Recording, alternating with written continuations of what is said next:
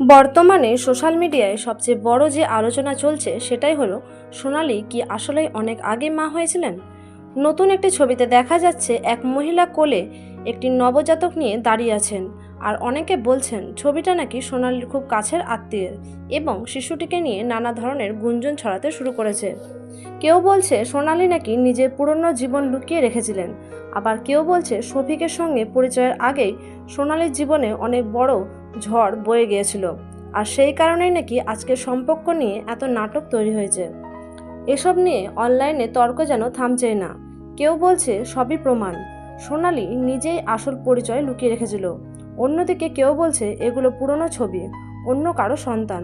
এসব ভুয়া গুজব ছড়িয়ে একজন মেয়েকে অপমান করা হচ্ছে।